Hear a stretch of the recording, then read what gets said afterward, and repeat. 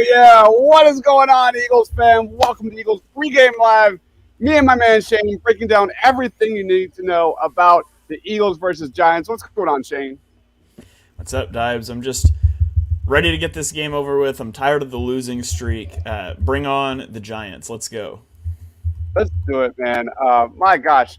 The Eagles take on the Giants here. Last game of the regular season. I want to just go on a little rant and talk about just how special this season has been. Here are some Eagles records that could be broken today. The Eagles can set a new team record of 14 wins in a season. They've scored 455 points this year. If they score 20 today against the Giants, they will break the single season team record set back in 2014. Rushing touchdowns, the record is 36. Five more. They currently sit at 31. They have never scored 5 rushing touchdowns in one game, but they have run for 4 twice against the Lions and Giants this year. A.J. Brown is just 8 yards away from besting Mike Quick, the legend Mike Quick, back in 1983. He needs 4 receiving touchdowns to break T.O.'s record back in 2004. Devontae Smith needs 1 reception to beat Irving Fryer for team record for most receptions by a wide receiver in a season. The Eagles are a mere 5 sacks away from an all-time NFL defensive record, and Hassan Reddick is on the cusp of breaking a couple more. Shane, how special is this season? Yeah, it's been a phenomenal season. I mean, the last 2 weeks aside, backup quarterback, losing games, all of that. The last 2 weeks aside, if you told me in September that we would be sitting here talking about 13-3 with a chance to clinch the 1 seed in Week 18, I would have thought you were a little nuts. I mean, I thought this was a team that was going to be in a 10-11 win range. I thought they would make the playoffs. I thought they would take a leap, but it's just so special. The leap that Jalen Hurts has taken this year, that just doesn't happen. I mean, you've seen Trevor Lawrence do it this year, but there was a coaching change from literally the worst head coach in NFL history to a really good head coach in Doug Peterson. Same coaching staff, but the leap that Hurts has made is just unbelievable. The defense has been special. I mean, the amount of sacks, this pass rush is just so fun to watch. The defense, I know people get frustrated with it from time to time, but it's just so cool to watch how they communicate, pass things off. It's been such a fun season, and we go get the 1 seed today, and then we're going to take a week off, and we're going to come back and see who we match up with in the playoffs.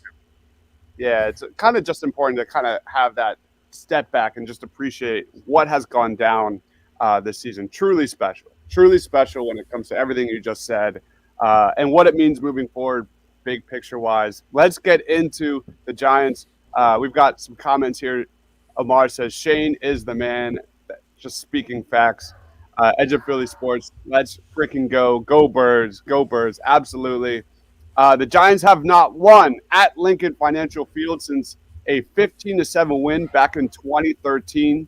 The starting quarterback for the Eagles was Matt Barkley back then, and Peyton Hillis, the great Peyton Hillis, was the Giants' leading rusher at that time. Let's go to some quick roster moves and injury reports. The Eagles announced 5 roster moves ahead of the game today. C.J. Gardner-Johnson and Robert Quinn are activated. Sean Bradley and Janarius Robinson were placed on IR. Punter Brett Kern was signed from the practice squad to the active roster. And then you get to the Giants side.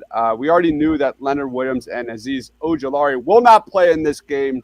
Adoree Jackson has been listed as doubtful. And now Daniel Jones and Saquon Barkley are both out of this game. You look at, Brian Dable, you kind of touched on it, man. I think he's done such a great job with his squad, resting his guys. I think the right decision. This is a guy who has literally bought the Giants to buy into him. They're playing hard. In your opinion, is Brian Dable Coach of the Year? I think there's a few guys you could make an argument for. In terms of doing the most with the least, it's Brian Dable. this team has a laughable amount of talent when it's fully healthy, and they're far from fully healthy. And so the fact that they've been able to get to the playoffs is certainly impressive. I think you got to give major consideration to Dable. I think you got to give consideration to Doug Peterson for what he did in Jacksonville. More talent on the roster, but the culture just in the dumps. They'd won 4 games the last 2 years combined. Been the worst team in the NFL each of the last 2 years, and they make the playoffs in the first year. You could give some love to Nick Sirianni as well, although I don't think he'll win it. He's got an incredibly talented roster, and they made the playoffs a year ago. And Kyle Shanahan for what he's been able to do with Brock Purdy. I think those are your 4 guys. I think Dable probably wins it. I would cast my vote for Doug Peterson if I had one, but I might be a little biased there. Yeah, absolutely. Let's jump right into Eagles offense versus Giants defense. Matchups to watch. You lead us off, man. What are you watching? Jalen Hurts versus his competitiveness. Because you're coming in off of an injury, you haven't played, you've seen your team struggle the last 2 weeks, and it's against backups. And I promise you, the Eagles are not going to be calling a bunch of designed runs for Jalen Hurts today. They're going to be preaching if he scrambles to get down or get out of bounds. But there's going to come a point in this game where the first down marker is right there, and every fiber of Jalen Hurts' being is going to tell him to lower his shoulder and get the first down. And that's the matchup to watch. If you're Nick Sirianni in this game, like, I would have preached to Hurts so much. Like, you do not take unnecessary hits, because if you do, you're out. Like, I will pull you out of this game and put Gardner Minshew in, and I really would. Hurts goes and takes a hit that he should have got down from. I would pull him off the field for a series. I don't care if it makes him mad. There's no reason for him to be taking hits today against this team. And I mean, it's football. You're going to get sacked, things like that. But you got to get down and get out of bounds. There's no reason to be taking hits today for Jalen Hurts. Yeah, man, that's so funny you said that, because that's on my notes too. You look at the Eagles' offensive line versus the Giants' pass rush. Man, this is a Giants team that blitz a ton. They're number 1 in the league in blitz percentage at 38.9%. But Shane, beyond those numbers, they're not that great. You talk about Dexter Lawrence and Leonard Williams. Those 2 are the heart and soul of this Giants defense. They play a ton of snaps. If one of them's not playing, there's a ripple effect on everywhere else on that Giants defense, which is not good. But I could not agree more, man. Like, well, I'm going to get to this in a second, but fingers crossed the Eagles have a heavy running game today. Keep Jalen Hurts clean inside that pocket. Get out of those design runs. I could not agree more, Shane. Here's a question for you. You talked about a heavy running game. I assume you want to limit reps for Miles Sanders, though, too, still sporting the knee brace. I think that was a part of why they didn't run so much last week. If I'm the Eagles, and I don't have the inactives been released yet? I don't think so. I didn't see it if they did. I was hoping they were. I'm waiting for it. I haven't seen it. Trey Sermon should be active today. I like that call. If you're gonna be running the ball a lot, which I think you should, you don't want to give Miles Sanders a whole lot of carries. Give him 12 carries, whatever. Trey Sermon should be active today, and you should be using a heavy rotation at the running back position. Blue City Empire Sports always chimes in. It says, "Let's go Giants." This game doesn't mean anything to me, but I know it means everything for the Eagles. I mean, number one, it means everything for the Eagles to get out of this one healthy, get the W because of a lot of other injuries in play. Lane Johnson, Josh Sweat, Avonte Maddox. Like, this is a team I'm not really worried about rust. They've proven over and over and over again how elite this Eagles offense is. But that's where I'm at, man. This is a big game for the Eagles. They have to walk away out of this. Limit the turnovers, play a smart game plan. The game plan the last few weeks has been kind of a head scratcher. Am I wrong, Shane? No, you're not wrong on that. I thought against Dallas it was fine. If anything, in Dallas, I thought they might have stuck to the run a little bit too much. It obviously wasn't working. Against the Saints, though, I did find it a little head-scratching that they did not adapt a little bit. I think they were overconfident in Gardner Minshew, and he played a really good game against Dallas, but they were overconfident and they were slow to adjust, and it certainly cost them last week against the Saints. Also chimes in. What's your opinions about Kayvon Thibodeau so far? Any thoughts on Thibodeau? Yeah, I thought he's started to come into his own. I was very high on Kayvon Thibodeau. Where were you at on him before the season or in the draft stuff, Dibes? I can't remember how you had him ranked. Blue City Empire Sports. Go back to our draft shows. Thibodeau is one of my favorite players in the entire draft. If you go back to our draft party, our watch party, you'll see me banging the table because I was so pissed that the Giants ended up with that guy. Even Evan Neal, I was a huge fan of. I loved the Giants' first round. Kayvon Thibodeau, I wanted the Eagles so badly, just like several edge rushers in the 2023 draft that would be perfect fits for the Eagles, like Miles Murphy or Tyree Wilson, and we'll get to that later. But I'm happy to see him succeed. I am not surprised one bit. Yeah, he was. I pulled up our. He was actually. Both of us had him as the number 2 player in the draft. He was. What He was was number at, one? Sauce? Who was no? Kyle Hamilton was Hamilton. unanimous number 1 Oh, for both of us. We both had Kayvon Thibodeau number 2. I had Evan Neal number 3, and you had Evan Neal number 5. So we thought the Giants had a great draft, at least on day 1. I think Thibodeau's played well. He's a little bit of a slow start. Obviously, he was banged up early in the year, but I thought he's come on.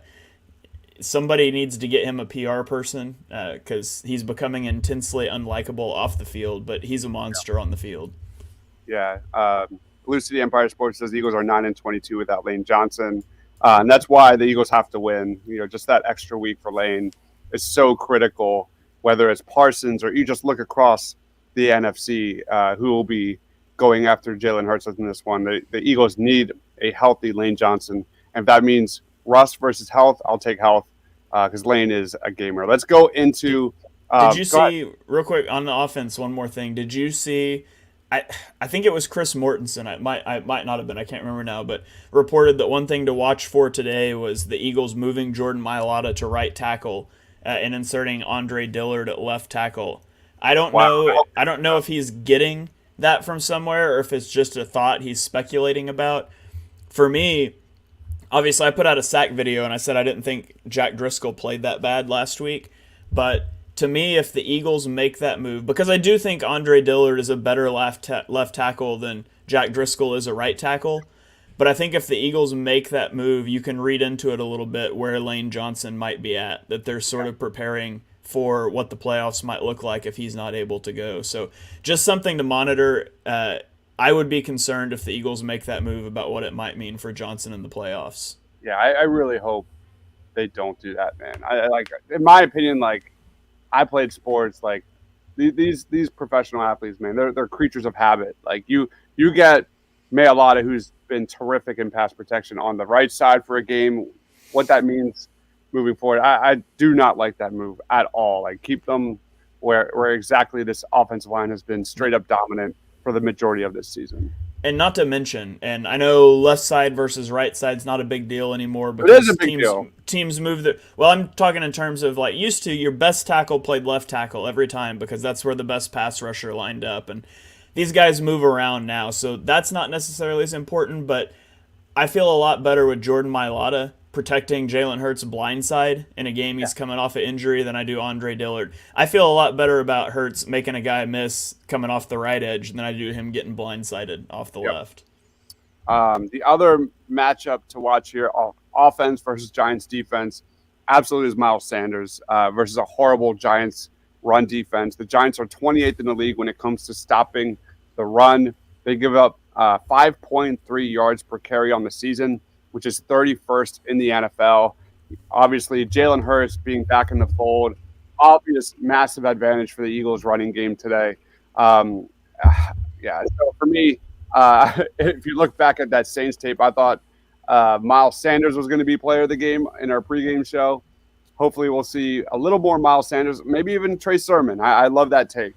But that's where the Eagles' bread and butter needs to be in this one. It needs to be dominating, having a huge push on that line of scrimmage from the Eagles offensive line. Let's jump into Eagles defense versus Giants offense. I mean, you got to start off with who the heck is Davis Webb? I recall not in the way too distant past, the Eagles had a late season matchup with another unknown quarterback whose last name was Webb. And I don't want My to put goodness, that into the universe, but I swear, do not. if we come out of today talking about the Davis Webb game, I'm gonna be beside myself on the post game show. Hey, fun fact, Dibes, do you know how many career yards Davis Webb has in the NFL? No, I don't. How many? -3.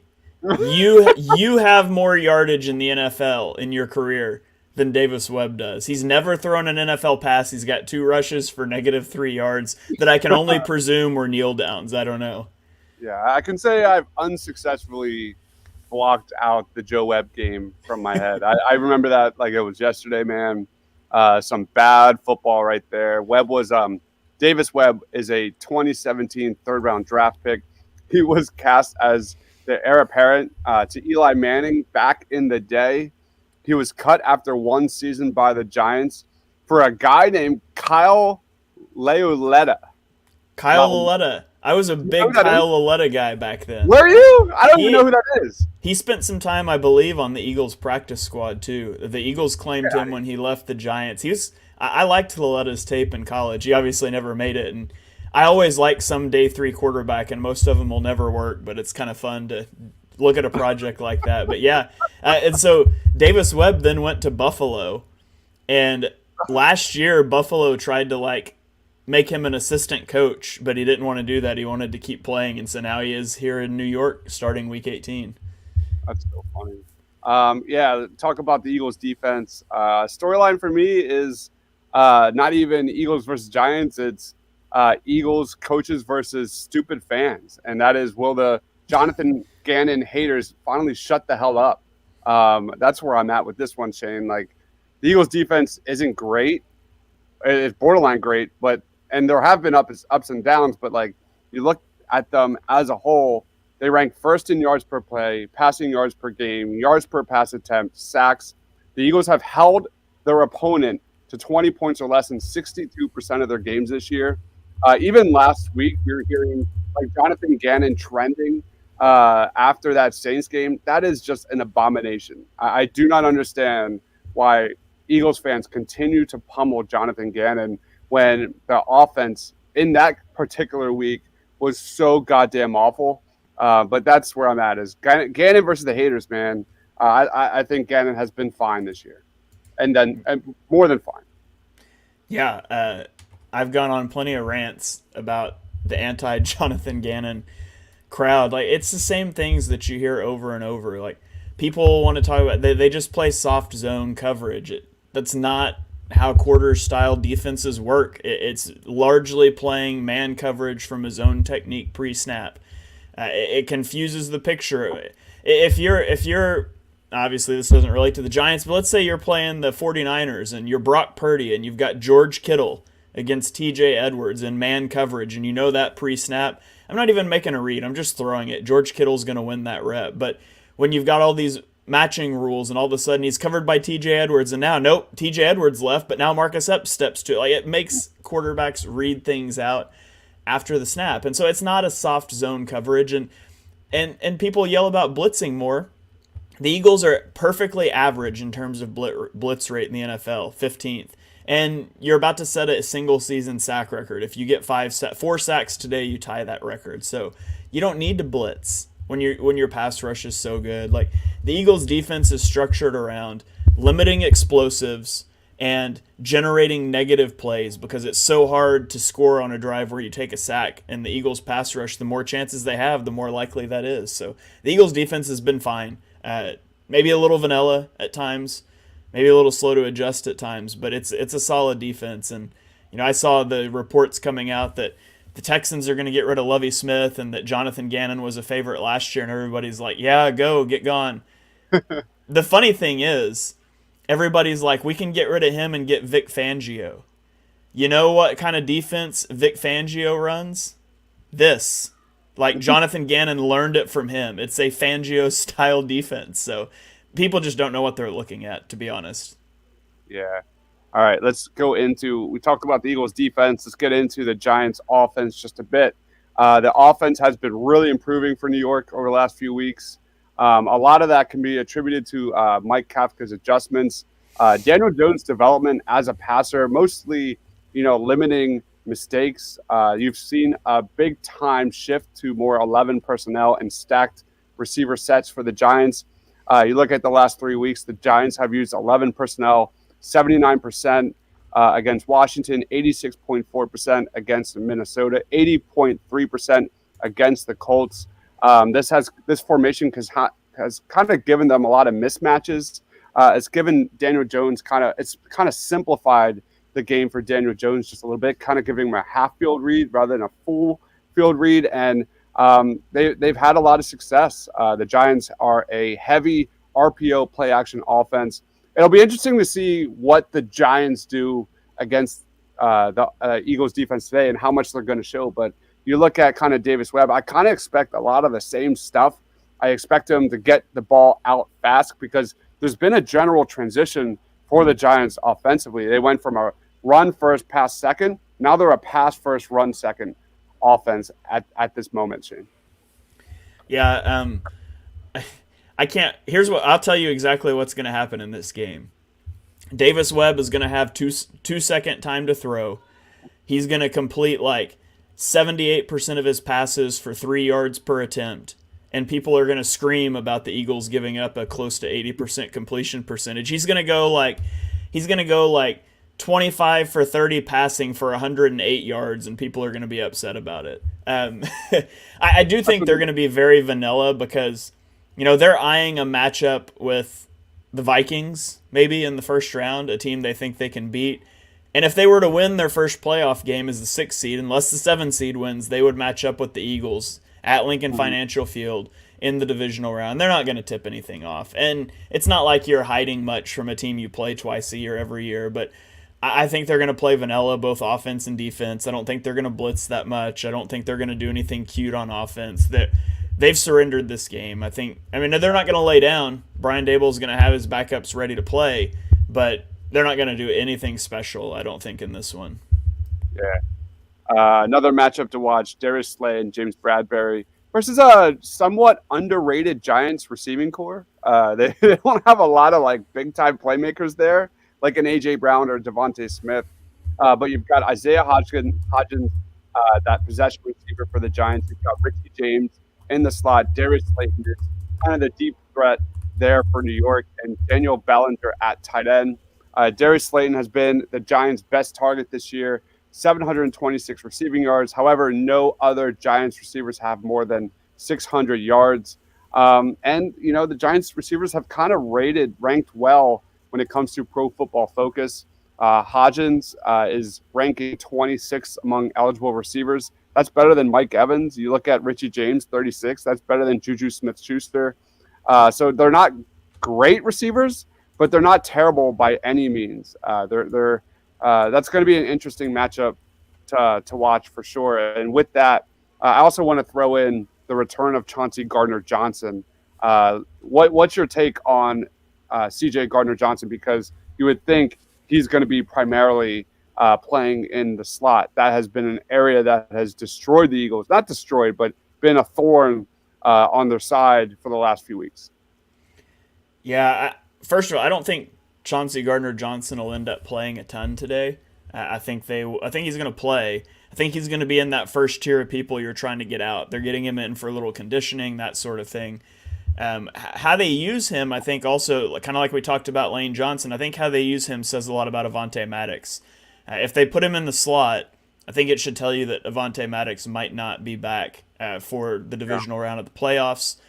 They did not do that earlier this year when Maddox went down. Now, Chauncey Gardner-Johnson came here and wanted to be a safety because he wants to be paid like a safety. And so maybe in the middle of the season, you don't ask that guy to go into the slot. But surely, headed into the playoffs, he'd be willing to do that if needed. So I think he's probably going to play safety.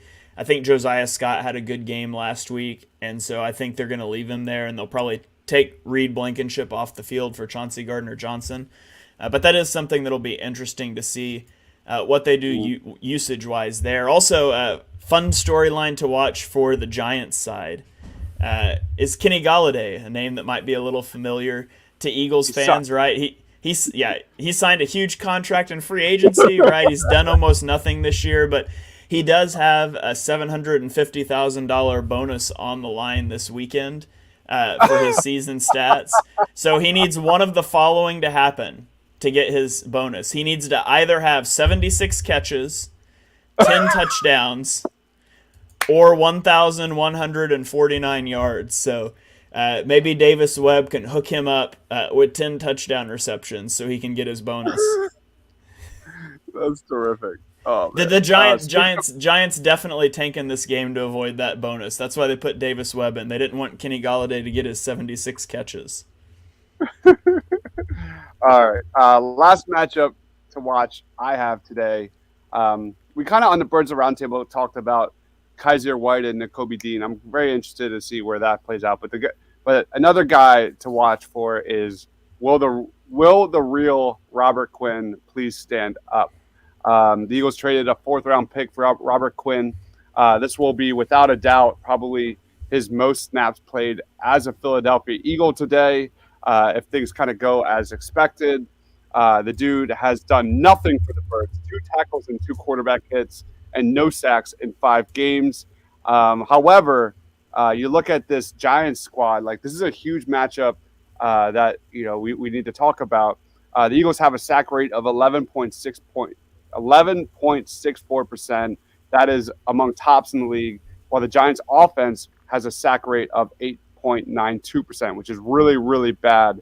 The Giants offensive line is something of a work in progress. Andrew Thomas is really solid, but Evan Neal is kind of a guy going through some growing pains, typical rookie growing pains.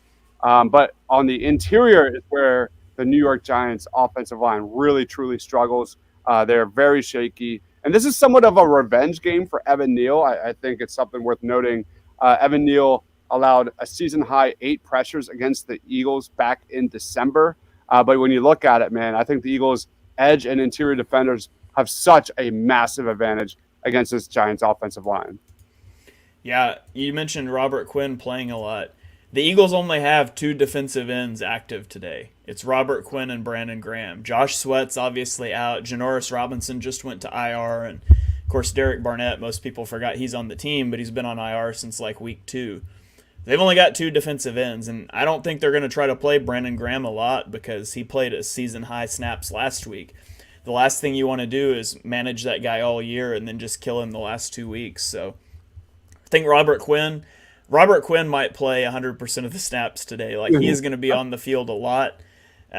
Milton Williams is probably going to kick out to DN some. I think you'll see Fletcher Cox at DN some as well. But they need to try to limit Graham's reps today as well if possible. Oh. It just came out. Hold on. Okay. Let me share my screen. I just got the tweet. All right, we'll go over it once I share my screen here. Here she is. Giants inactives today. Adoree Jackson is out. Saquon Ojulari. Andrew Thomas is out. Dexter Lawrence, Leonard Williams. Their best players are essentially out of this game, which is expected. But my goodness, that's arguably the best talent on the Giants. Any reaction to that? Yeah, I mean, if the Eagles lose this game today, it would be the most embarrassing loss in franchise history. I mean, that's like basically losing Darius Slay, Jalen Hurts, Josh Sweat, like that, as they are. But like that's how I see that. So that's pretty epic right there. So I didn't know about Andrew Thomas being out. Somehow I missed that. Did you know he was potentially not going? I didn't know that either. Okay. The Eagles inactives are out as well. Ian Book, Avonte. Yeah, Trey Sermon, unfortunately, is still inactive. I really dislike that. And then Lane and Josh Sweat, who we obviously knew. So, yep. Wait, why is that only 5? Thought you. Yeah, isn't it like 7 or 6 inactives? That's a great question. It's because you have 53. It's 46 on game day. You're supposed to have 7 inactives. I don't know why the Eagles only have 5, but yeah, there we go. So does that mean Daniel Jones is active? Yeah, that's interesting. So what do you expect then? Like, do you expect him to play a series or 2, like a preseason game? Nah, No? you can only inactivate so many guys, so I'm sure he'll be dressed and he's not going Okay. to play. If Yeah. if Davis Webb got hurt, Tyrod would be in, so he's not going to Yeah. play. But it is interesting that he's not inactive. Yeah. All right, let's get into player of the game predictions and score predictions, man. What's your gut feeling on week 18? Oh goodness, I don't know. So hard to predict. Like, I feel like the Eagles are going to pull starters at halftime, and who knows who? I don't know. Cross. I'm gonna say we'll say player of the game is Hassan Reddick. Hassan Reddick's gonna wreck the Giants' offensive line early in this game before he gets out. Um, I really do. I think the Eagles are gonna dominate. I mean, the Giants are playing nobody. I think that you kill their will to live early. You get your starters out. I don't know what this final score ends up being in the second half slot fest, but I think you see Eagles pulling starters pretty quickly after halftime in this one. And that's like weirdly, like I'd be so excited to get like a full half of Nakobe Dean and just strictly watching Nakobe Dean fly around Yeah, football. That'd be incredibly fun, at least on my end. yeah, Um, for sure. yeah, I definitely agree. Like you said, if the Eagles don't manage this one pretty handily, that's there's going to be a lot, a lot of flack coming on social media in Philadelphia. I think the Eagles get the W on this one, 31 to like 17. I'm feeling pretty comfortable. I just don't see any way the Giants match up here. I almost like the first matchup where the Eagles went bang, bang, bang. I think 21-0 and just decimating the Giants with big plays offensively. Player of the game, I'm somewhere between a Miles Sanders and Dallas Goedert choice. I think Miles Sanders could have a couple touchdowns in this one. I'd be shocked if he's not around like 15 to 18 carries for like 4 or 5 yards a carry and having a solid game. So we'll see what happens, man. But I do think the Eagles will comfortably get the W. That being said, I've said that the last few weeks, and it's not gone down like expected, man. Who's your play of the game? I said Hassan Reddick. I think Hassan Reddick On will Reddit. go off early in this one. Imagine though, imagine how funny it would be if Robert Quinn gets like 2 sacks or something like that, and I can't even Why not? imagine. Love it, man. All right. That basically wraps it up. We're already 33 minutes into the show. Drew Johnson says, we'd like to see Robert Quinn get going, man. Get going at all. He's been Yeah. walking, during his time in Philadelphia. Plugs, final thoughts, man. I'm George. You can follow me on Twitter at half_TPL. I'm on YouTube at Shane Half NFL. Put out a video Saturday morning about quarters defense and kind of how it works. Just going at explaining some of the misconceptions about it. So go check that out if you're interested. I think it gives a lot of insight into what the Eagles try to do on defense and how it works. I'll be live tweeting the game today on my Twitter, so you can follow along there. And then for post game, I won't be here. Come check these guys out, but I'll be on the BGN Instant Reaction Show. You can check it out on YouTube or podcasting apps after the fact. Are we doing a halftime show? Sure. Yeah, I think we're doing a halftime show. But anyway, final thoughts on this one. Just stay healthy. For the love of God, Absolutely. just stay healthy. That's really what this comes down to, win or lose. My only plug I'm going to throw out there. I'm working on a full first round mock draft with highlight reels and stuff. I got about halfway yesterday, and it took like a lot of work, and I just quit because we had family come over. And I'm probably going to finish it up tomorrow, breaking down who I think every single team in the first round should draft and what it means. So be on the lookout for that. Basically, that's all I'm going to be doing the next 4 months, just NFL draft content. Tomorrow, Party on Broad, me and Freddie are going to do like a fantasy draft of Georgia and TCU players, ranking our favorite NFL draft prospects. So that'll be really fun. So that'll be tomorrow night. Outside of that, thank you everyone for watching. Thank you for everyone who commented. We'll see you at halftime reacting. I will not be on the post-game show as well, but you can catch me and Shane during halftime live here, wherever you get your Philly sports content. For Shane, follow him on Twitter at @halfandhalf_TPL. I am Dodge, Mr. Crockbot. For Shane, for myself, stay awesome, everyone.